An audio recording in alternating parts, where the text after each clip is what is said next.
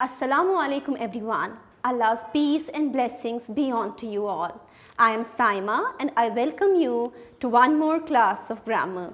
Today we shall be talking about punctuation and usage of punctuation marks. Punctuation. This word is actually derived from a Latin word punctum, which means to point out. Punctuation is basically an art or system of putting certain symbols, marks or points in a written or text passage in order to get the accurate and apt meaning of the passage or the sentence. Punctuation is like putting salt in a dish. It may be little in quantity, it is invisible, it appears insignificant, but the absence of salt makes the dish tasteless. It's not palatable. Too much of salt or too little of it ruins the taste of the dish. Same is the case with punctuation marks. We are supposed to learn the exact and accurate meaning of punctuation marks in order to get the correct meaning and message of the sentence. Let me explain this to you by some examples. Let's eat grandpa.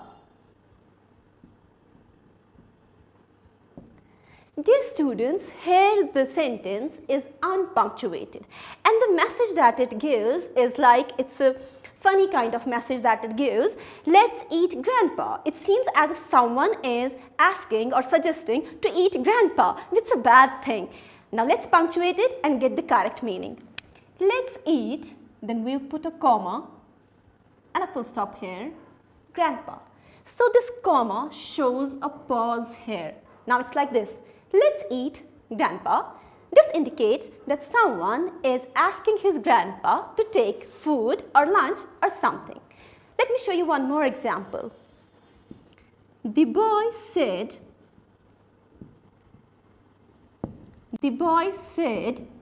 the teacher is dull. Dear students, in this example, it appears that the boy is saying the teacher is dull. Now, I am going to turn its meaning upside down by using the correct punctuation marks. And it goes like this.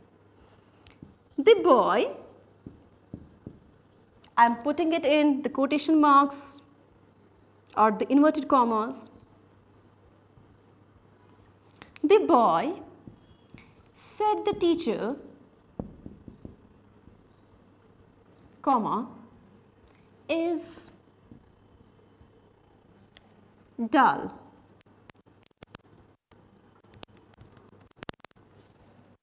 Look at the difference, dear students. In first sentence, it was the boy who was saying the teacher is dull. Now in the next sentence, it is the teacher who is saying the boy is dull. Here we indicate the exact meaning, exact words of a speaker through these quotation marks. So you can see how the meaning of a sentence gets changed by using the appropriate punctuation marks, that too at appropriate exact places. You can understand it with these two examples. Dear students, there are a number of punctuation marks which are used in our written and text passages. You may have seen punctuation marks on your computer keyboard, on your mobile keyboard. There are certain symbols like this one. Okay, you must have seen it. It's known as at the rate of. There is one more symbol on your keyboard. It's like this one. Was this known as, dear students? Yes, you are right. This is hashtag. And we have this one. This is called asterisk.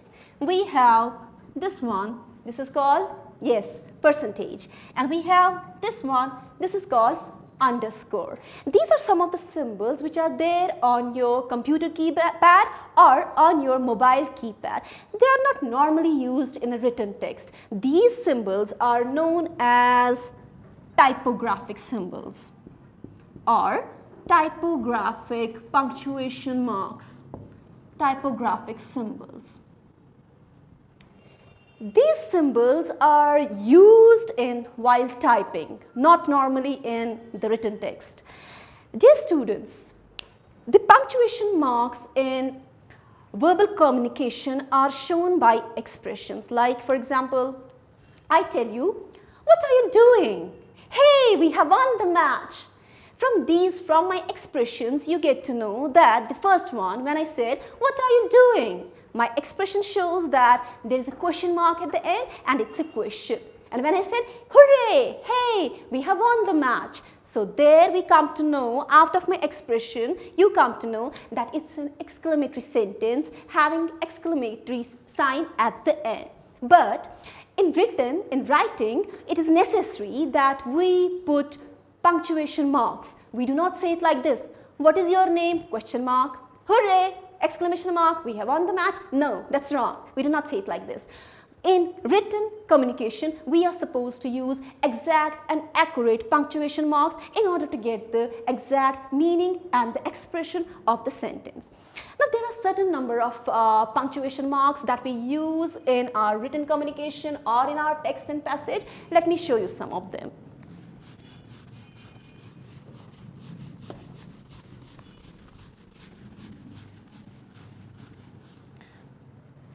Okay, dear children.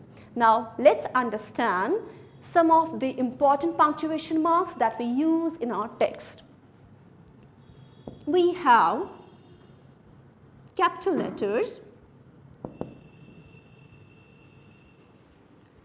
which is also known as uppercase. For example, we have capital A, we have capital B, we have capital S, and so on.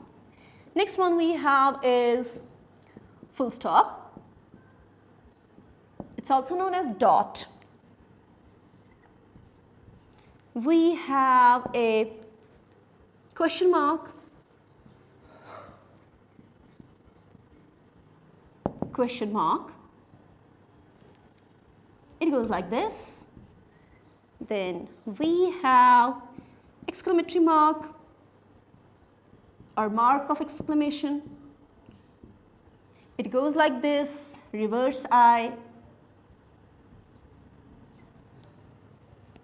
One more we have is a comma. It goes like this. It's like a hook. Next we have is inverted commas, or these are also known as quotation marks. They are written like this, 66 and 99. 66 and 99. Why I use this term? Because many a times students put these quotes like this, or they do it like this. That's wrong. So that's why I use the term 6699 for inverted commas. Next we have is semicolon. We have a colon. Semicolon goes like this, dot upon comma. Colon goes like this, dot upon dot. And then we have hyphen. We have hyphen, small dash. It goes like this. We have brackets.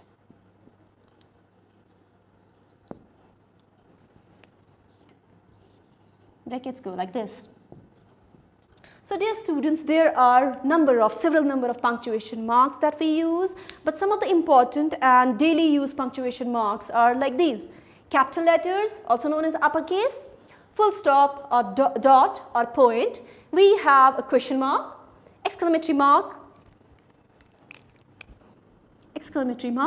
we have a comma, inverted commas, semicolon, colon, hyphen, and brackets.